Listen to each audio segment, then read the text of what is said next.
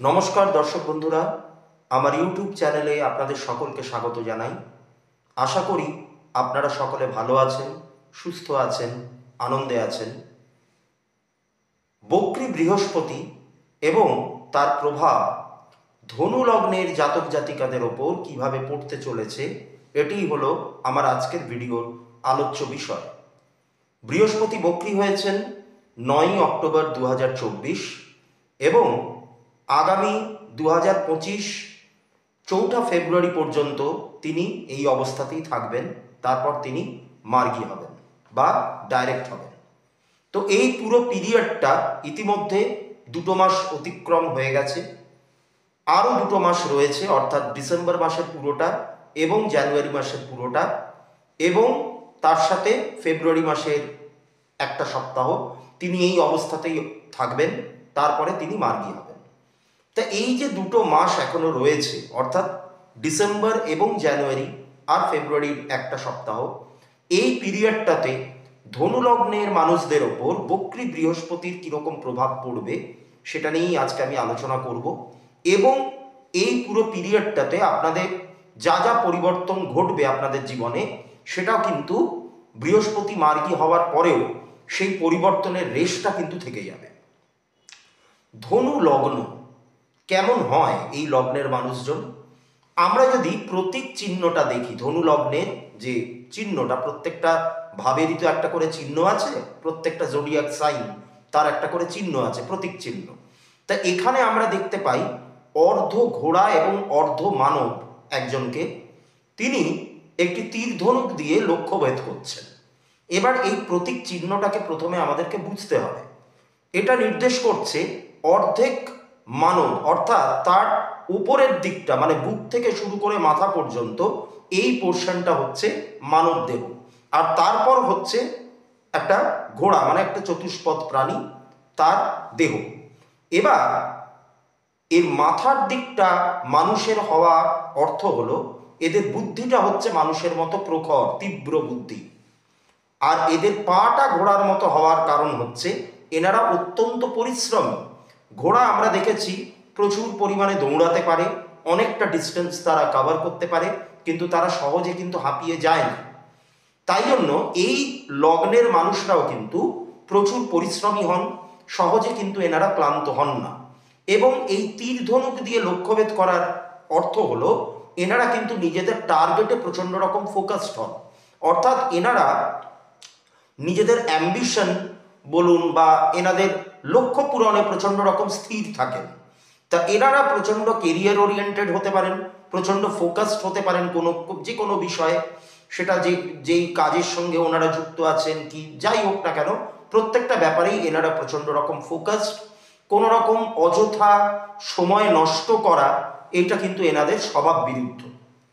তা এহেন মানুষদের ক্ষেত্রে, এই লগ্নের জাতক জাতিকাদের ক্ষেত্রে বক্রী বৃহস্পতি কীরকম ফল আনবে সেটা নিয়ে আলোচনা এগোনোর আগে আমাদেরকে আগে কতগুলো হিসেব বুঝে নিতে হবে। অর্থাৎ বৃহস্পতির অবস্থান, তার কোন কোন ভাবের ওপর দৃষ্টি এবং ধনু লগ্নের সাপেক্ষে কোন কোন ভাবের অধিপতি তিনি। দেখুন, লগ্ন সাপেক্ষে আপনাদের যেটা ষষ্ঠ ভাব অর্থাৎ বৃষ রাশির ঘর, সেই ঘরে বা সেই ভাবে বৃহস্পতি কিন্তু এই মুহূর্তে বক্রী অবস্থায় রয়েছেন এবং তার প্রবেশ ঘটেছে রোহিণী নক্ষত্র অর্থাৎ চন্দ্রের নক্ষত্রে 28শে নভেম্বর, এবং তার দৃষ্টি রয়েছে আপনাদের দশম, দ্বাদশ এবং দ্বিতীয় ভাবের ওপর, এবং তিনি আপনাদের লগ্ন সাপেক্ষে প্রথম ভাব এবং চতুর্থ ভাবের অধিপতি।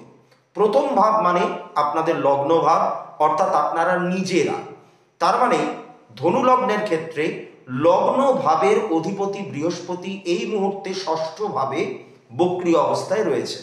বক্রী থাকা মানে একটা প্ল্যানেট বা একটা গ্রহ যখন বক্রী হয় তখন তিনি কি করতে পারেন, তিনি একটু এক্সট্রিম টাইপের কিছু রেজাল্ট দিতে পারেন, যেটা আমাদের কাছে অপ্রত্যাশিত, অকল্পনীয়, আমাদের ভাবনা চিন্তার বাইরে, আমরা যেটা আশা করিনি সেরকম কিছু ঘটনা আমাদের জীবনে তিনি ঘটিয়ে দিতে পারেন, বা এমন কোনো পরিস্থিতি সেটার একটা সূত্রপাত তিনি করতে পারেন যেটা আমাদের আগে থেকে আমরা প্রিপেয়ার্ড ছিলাম না বা আগে থেকে আমরা ভাবতে পারিনি। তো বক্রী থাকা মানে একটা গ্রহ যখন বক্রী হয় তিনি কিন্তু আমাদের কিছু শিক্ষা, কিছু অভিজ্ঞতা, কিছু প্রপার একটা লেসন শেখানোর জন্যই কিন্তু তিনি বক্রী অবস্থায় থাকেন। যেই কারণে আমাদের সনাতন জ্যোতিষে বা পরাশরী জ্যোতিষ বা বৈদিক জ্যোতিষে এই বক্রী গ্রহদেরকে কিন্তু এককালে আমাদের মুনি ঋষিরা প্রচন্ড রকম প্রাধান্য দিয়েছেন। সাইন্টিফিক্যালি দেখতে গেলে বা অ্যাস্ট্রোনমির দিক দিয়ে দেখতে গেলে গ্রহেরা কখনোই বক্রী হতে পারেন না, অর্থাৎ কখনোই একটা গ্রহের মুভমেন্ট কিন্তু পিছন দিকে হতে পারে না, সবসময় তারা অ্যাডভান্সই করছে, সামনের দিকেই এগোচ্ছে। কিন্তু আমাদের পৃথিবীর আঙ্গিকে আমরা যদি দেখি তাহলে আমাদের মনে হতে পারে যে একটা প্ল্যানেট হয়তো পিছন দিকে যাচ্ছে, কারণ ওই যখন অরবিট অনুযায়ী যখন একটা গ্রহ পৃথিবীর একটু কাছাকাছি চলে আসে তখনই এই ব্যাপারটা ঘটে। তা যে কোনো বড় বড় প্ল্যানেটই বক্রী হয়, বৃহস্পতি তো তার মধ্যে আছেনই, শনি মহারাজ বক্রী হন, বুধ বক্রী হন, মঙ্গল বক্রী হন, এমনকি শুক্র বক্রী হন। বক্রী হন না শুধুমাত্র রবি এবং চন্দ্র এবং ছায়াগ্রহ রাহু এবং কেতু, এনারা কিন্তু সর্বদাই বক্রী অবস্থাতেই থাকেন, তাই এদের আলাদা করে কোনো বক্রী হওয়ার জায়গা নেই। যাই হোক, তা আপনাদের লগ্ন ভাবের অধিপতি ষষ্ঠ ভাবে বক্রী অবস্থায় আছেন। লগ্ন ভাব মানে আপনারা নিজে, আপনাদের ঊর্জা, আপনাদের মন মানসিকতা, আপনাদের শারীরিক গঠন, আপনাদের চারিত্রিক বৈশিষ্ট্য, আপনাদের জীবনী শক্তি, ইচ্ছা শক্তি, উইল পাওয়ার ইত্যাদি ইত্যাদি। এইবার এই জায়গাটাতে যখন প্রথম ভাবের অধিপতি বা লগ্ন ভাবের অধিপতি ষষ্ঠভাবে বক্রী হচ্ছেন, তখন আপনাদের মন মানসিকতার মধ্যে একটা পরিবর্তন আসবে। কিরকম পরিবর্তন আসবে? আপনারা প্রচন্ড রকম এই পিরিয়ডটাতে এতদিন হয়তো আপনারা একটু লেথার্জেটিক বোধ করছিলেন, একটু কাজে উদ্যম হারিয়ে ফেলেছিলেন, নানান বিষয়ে একটা কুড়েমি, একটা আলসেমি, এইসব ব্যাপার তৈরি হয়েছিল। তো এই জায়গাগুলো কিন্তু ধীরে ধীরে আপনাদের কাটতে শুরু করবে। আপনারা আরো বেশি করে পরিশ্রমী হবেন, একটা প্রতিযোগিতামূলক মানসিকতা আপনাদের তৈরি হবে, সেটা আপনারা যেই ফিল্ডেই থাকুন না কেন। আপনারা যদি শিক্ষার্থী হন তাহলে পড়াশোনার ক্ষেত্রে প্রতিযোগিতা, আপনারা যদি চাকরিজীবী হন তাহলে কর্মক্ষেত্রে প্রতিযোগিতা, আপনারা যদি ব্যবসায়ী হন তাহলে অন্যান্য ব্যবসায়ীদের সঙ্গে আপনার প্রতিযোগিতা, অর্থাৎ প্রতিটা ক্ষেত্রে আপনাদের একটা প্রতিযোগিতামূলক মানসিকতা, একটা কম্পিটিটিভ মেন্টালিটি কিন্তু আপনাদের তৈরি হবে। তার কারণ ষষ্ঠ ভাবে বৃহস্পতি বক্রী অবস্থায় আছেন। ষষ্ঠ ভাব আমাদের ছকের যে 6th হাউস, সেখান থেকে আমরা কিন্তু এই প্রতিযোগিতা, তারপর কম্পিটিশন, এই ব্যাপারগুলোকে নির্দেশ করি। এইবার এই পরিবর্তনগুলো তো আপনাদের মধ্যে আসবে, এছাড়া আর যা যা ঘটবে সেই প্রত্যেকটা ক্ষেত্র ধরে ধরে আমি একটুখানি আলোচনা করি। অর্থ রোজগারের ক্ষেত্রে আপনাদের মন মানসিকতা কিন্তু বদলাবে। আপনারা অর্থ রোজগারের জন্য আগে যতটা না পরিশ্রম করতেন তার থেকে এখন আরো বেশি পরিশ্রম করবেন। কর্মের মাধ্যমে, কাজ করবার মাধ্যমে অর্থ রোজগার করবার একটা প্রবণতা বাড়বে। কর্মের গুরুত্ব আপনারা আরো বেশি করে বুঝতে পারবেন। তবে যেহেতু বৃহস্পতির একটা দৃষ্টি আপনাদের দ্বাদশ ভাবের ওপর রয়েছে, সেইটা কিন্তু অর্থের ক্ষেত্রে খুব একটা পজিটিভ বা খুব একটা ফেভারেবল হাউস নয়। তার কারণ 12 নম্বর ঘর বা দ্বাদশ ভাব বোঝায় হচ্ছে ব্যয়কে, যে কোনো যাবতীয় যা যা ব্যয়, বড় সড়ো ধরনের একটা খরচ, সেটাকে নির্দেশ করা হয় 12th হাউস থেকে। তাই এই ঘরের ওপর যেহেতু বা এই ভাবের ওপর যেহেতু বক্রী বৃহস্পতির একটা দৃষ্টি রয়েছে, তাই আপনাদের কিন্তু একটা খরচ করবার মন মানসিকতা তৈরি হতে পারে। অবশ্য সেটা নির্ভর করছে কিসের ওপর? আপনাদের যদি এই মুহূর্তে জুপিটারের দশা, অন্তর্দশা বা প্রত্যন্তর দশা চলে এবং এদের মধ্যে যদি কোনো একটা নেগেটিভ হয়, বিশেষত অন্তর্দশা এবং প্রত্যন্তর দশা, মহাদশার থেকেও অন্তর্দশা প্রত্যন্তর দশার গুরুত্ব অনেক বেশি। তা এই জায়গাগুলোতে যদি কোনো নেগেটিভ কিছু চলে তাহলে কিন্তু আপনাদের এই মানসিকতা তৈরি হতে পারে। এবং আপনাদের জন্মছকে যদি বৃহস্পতি বক্রী অবস্থায় থাকে, অর্থাৎ আপনাদের জন্মকালীন যে ট্রানজিট চার্ট সেখানে যদি বৃহস্পতি বক্রী অবস্থায় থাকে, তাহলেও কিন্তু আপনারা এই মানসিকতাগুলো নিজেদের মধ্যে অনুভব করতে পারবেন। অর্থাৎ আপনাদের ব্যয় করবার প্রবণতাটা একটুখানি বাড়বে। এই ব্যয়ের প্রবণতাটা কিভাবে বাড়বে, কোন মাধ্যম দিয়ে বাড়বে? আপনারা কিন্তু নিজেদের জন্য আরো বেশি করে ব্যয় শুরু করবেন। অর্থাৎ নিজেদের একটুখানি ভালো খাওয়া, ভালো থাকা, ভালো জামা কাপড় পরা, আনন্দ বিনোদন, মানে যেগুলো করলে আপনারা নিজেদের আত্মাকে অনেক বেশি সন্তুষ্টি দিতে পারবেন, সেই জায়গাগুলোতে আপনারা বেশি করে ব্যয় করবেন। তবে একটা কথা, আনন্দে থাকবার অধিকার প্রত্যেকেরই আছে, নিজের জীবনটাকে সুন্দর করে তোলার অধিকার প্রত্যেকেরই রয়েছে, কিন্তু তার মানে এই নয় যে ব্যাপারটাকে একটুখানি লাগাম ছাড়া করতে হবে। কোনো কিছুই যদি লাগাম ছাড়া এক্সট্রিম পর্যায়ে অতিরিক্ত মাত্রায় হয়ে যায়, তখন কিন্তু সেটা নেতিবাচক ফলই প্রদান করে। তা ধনু লগ্নের মানুষদের ক্ষেত্রে সেরকম কিছু পরিস্থিতি তৈরি হতে পারে যে আপনারা নিজেদের জন্য একটু বেশি মাত্রায় ব্যয় করে ফেললেন, অন্যের কথা অতটা ভাবলেন না। আপনাদের হয়তো পরিবার আছে, ঘর সংসার আছে, স্ত্রী আছে, পুত্র আছে, স্বামী আছে, একটা গোটা পরিবারের দায়িত্ব হয়তো আপনাদের ওপর রয়েছে। আপনারা সেই জায়গাগুলোকে না ভেবে আপনারা নিজেদের জন্য বেশি করে ব্যয় করা শুরু করে দিলেন।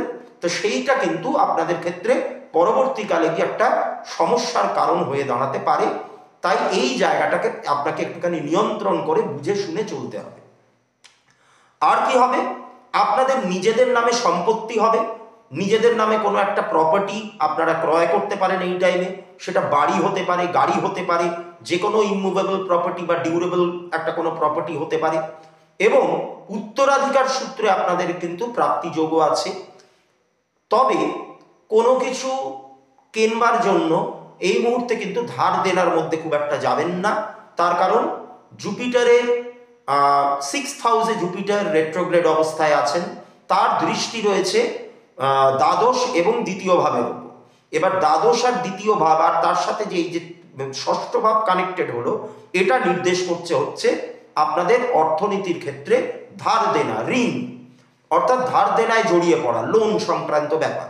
তো এই পিরিয়ডটাতে আপনারা যদি লোনের মধ্যে জড়িয়ে পড়েন, তাহলে কিন্তু পরবর্তীকালে সেটাকে চোকাতে বা সেইটাকে রিডিম করতে আপনাদের অনেক বেশি সমস্যার মুখে পড়তে হতে পারে। কারণ এই মুহূর্তে জুপিটার যেই ঘরগুলোর সাথে কানেক্টেড, সেগুলো কিন্তু কোনোটাই ঋণ মুক্তির প্রধান ঘর নয়। তাই এই জায়গাটা একটু আপনাদেরকে বুঝে শুনে চলতে হবে।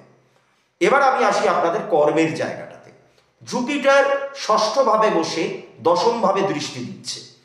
এই ষষ্ঠ এবং দশম ভাব দুটোই কিন্তু কর্মের প্রধান ঘর। ষষ্ঠ ভাব থেকে আমরা চাকরির বিচার করি এবং দশম ভাব থেকে আমরা বিচার করি হচ্ছে কর্মকে, মানে যে কোনো কর্মের প্রধান ঘরই হচ্ছে দশম ভাব।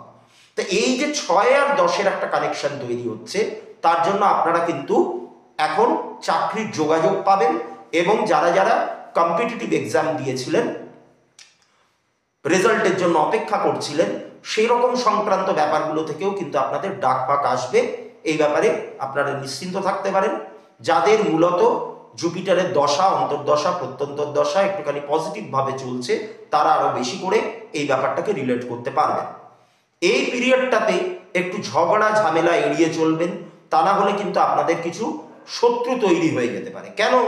তার কারণ জুপিটার ষষ্ঠভাবে বসে আছে, প্রথম ভাবে অধিপতি হচ্ছেন তিনি, অর্থাৎ আপনাদের লগ্ন ভাব।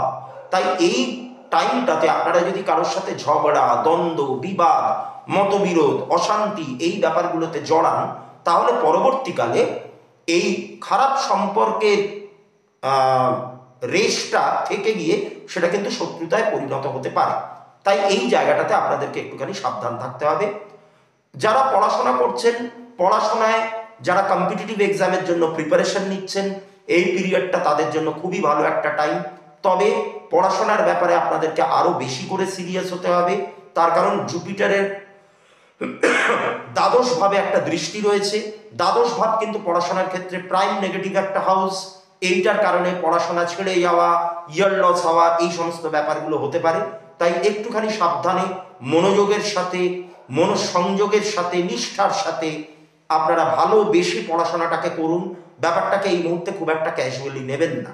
যারা যারা অ্যাকাউন্টিংয়ের পড়াশোনা, মানে ধরুন কমার্স রিলেটেড কোনো পড়াশোনা, হিসাব মেনটেন করার কোনো পড়াশোনা, কস্টিং হতে পারে, ট্যাক্সেশন হতে পারে, এই সমস্ত পড়াশোনার সাথে যারা যুক্ত তারা লাভবান হবেন। বিদেশ রিলেটেড যে সমস্ত পড়াশোনা, ফরেন স্টাডিজ, সেটা একটা ইন্টারন্যাশনাল রিলেশনশিপ হতে পারে, বা যে কোনো বিদেশ সংক্রান্ত যে পড়াশোনা, সেই ব্যাপারগুলোতেও কিন্তু আপনারা লাভবান হবেন। এবং তার সাথে বিদেশে গিয়ে পড়াশোনা করবার একটা যোগ কিন্তু তৈরি হচ্ছে। এমনকি কর্মসূত্রেও আপনাদেরকে এখন দূর ভ্রমণে যেতে হতে পারে, দূরে কোথাও ট্রাভেল করতে হতে পারে। মানে পুরোটাই আপনাদের বিজনেস ট্রিপ বলুন বা আপনাদের কাজ রিলেটেড যে কোনো ব্যাপার আর কি, সেটা দূরে কোনো ভ্রমণ কোথাও একটা হতে পারে। বিবাহের ক্ষেত্রে আপনারা যারা বৈবাহিক জীবন যাপন করছেন, দাম্পত্য জীবন যাপন করছেন, তারা একটুখানি বাক্যের ওপর সংযম আনবেন। বাক্যের ওপর সংযম না আনলে অপর প্রান্তে যে মানুষটি রয়েছেন, অর্থাৎ আপনাদের পার্টনার, সে জীবন সঙ্গী হতে পারে, জীবন সঙ্গিনী হতে পারে, স্বামী হতে পারে, স্ত্রী হতে পারে, তাদের একটুখানি খারাপ লেগে যাওয়ার একটা ব্যাপার আছে। তো সেই কারণে আপনারা একটুখানি বুঝে শুনে আপনারা যে বাক্যটা বলছেন সেই বাক্যটার উপরে একটা সংযম আনবেন। জানবেন একটা জিনিস, ধনুকের ছিলা থেকে যদি তীর বেরিয়ে যায় সেটাকে কন্ট্রোল করা কিন্তু খুব মুশকিলের কাজ। তো তাই জন্য আপনারা যে বাক্যগুলো বলছেন সেটার ইম্প্যাক্টটা কিন্তু মারাত্মক হয়ে যেতে পারে। তো তাই জন্য একটু ঝগড়াঝাটি ঝামেলা এড়িয়ে চলবেন, তা না হলে কিন্তু পরবর্তীকালে এইটার জন্য নানান রকমভাবে সমস্যা দেখা দিলেও দেখা যেতে পারে। তার কারণ বিবাহের ক্ষেত্রে বা কোনো প্রেম সম্পর্কের ক্ষেত্রে এই মুহূর্তে জুপিটার কিন্তু ধনু লগ্নের জাতক জাতিকাদের ক্ষেত্রে কোনোভাবেই কিন্তু কোনো ভালো হাউসের সাথে কানেক্টেড নেই। ছেড়ে যাওয়া, কেটে যাওয়া, দূরত্ব তৈরি হওয়া, প্রেম ভালোবাসার অভাব, এই ব্যাপারগুলোকে বেশি করে শো করছে। তো তাই জন্য আপনাদেরকে এই জায়গাগুলোতে একটুখানি সাবধানতা অবলম্বন করে চলতে হবে। তা এই ছিল হচ্ছে ধনু লগ্নের জাতক জাতিকাদের ক্ষেত্রে বক্রী বৃহস্পতির কি প্রভাব আসতে চলেছে বা কি প্রভাব হতে চলেছে তাই নিয়ে একটি আলোচনা। আমার এই ভিডিও যদি আপনাদের ভালো লেগে থাকে তাহলে অবশ্যই এটিকে লাইক করুন, সাবস্ক্রাইব করুন এবং এটিকে শেয়ার করুন, আমাকে আরও বেশি করে অনুপ্রেরণা যোগান। এবং আপনারা যদি জ্যোতিষশাস্ত্র শিখতে চান, এই ব্যাপারটা, এর রহস্য যদি আপনারা উন্মোচন করতে চান, তাহলে সেটাও আপনারা শিখতে পারেন। ডেসক্রিপশন বক্সে সমস্ত ডিটেলস দেওয়া আছে, আপনারা একটুখানি দেখে নেবেন, দেখে নিয়ে সেই অনুযায়ী আপনারা যোগাযোগ করতে পারেন। আবারও ফিরবো আরও একটি ভিডিও নিয়ে, আরও একটি লগ্নের ভিডিও নিয়ে। আপনারা প্রত্যেকে ভালো থাকুন, সুস্থ থাকুন, আনন্দে থাকুন। নমস্কার।